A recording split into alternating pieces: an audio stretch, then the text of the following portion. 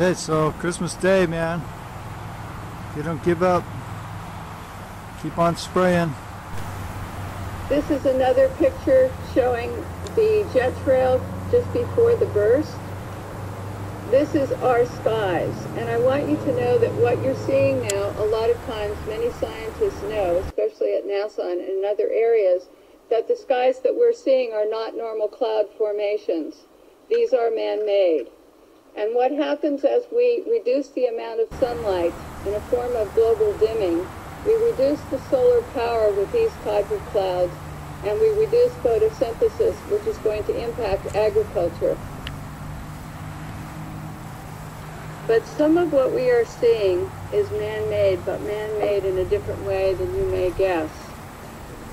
Weather modification programs, experimental ones done by private companies, done by the United States government, done by states across the United States are underway. There's more than 50 of them in operation across the United States.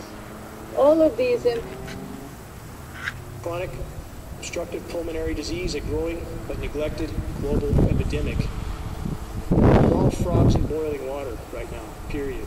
Whether we realize it or not, whether we feel healthy or not tonight, we're all breathing this stuff in. It's clogging us up, slowly but surely. It's absolutely happening. We're not. Chronic obstructive pulmonary disease, a growing but neglected global epidemic. We're all frogs in boiling water right now, period.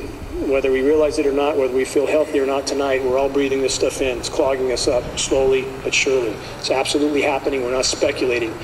We have about 6 lab tests from Shasta County alone. We know this material's in the air, and we know we're breathing it. There's no speculation on this. This is a bioaccumulative metal. So just what we know about is lethally harmful. So this is a problem we all are experiencing to some degree. 1 in 3 older adults now dies with dementia and or Alzheimer's. Doesn't mean they die with it or from it, but they die with it. And all of us, again, are somewhere along that path. Cognitively, we all have this stuff in us. It's affecting us all to some degree. This is an older chart. I've used this chart before, but it's important because it shows the escalation for autism. We've gone from 1 in 5,000 to 1 in 50. That's a 10,000% increase. That should alarm people. So why are people watching American Idol and football and drinking beers and having tailgate parties? We're immersed in an absolute crisis right here, right now. So my attempt is to convey that message. The global depopulation policy killing us softly. How do you cool a population without panicking them?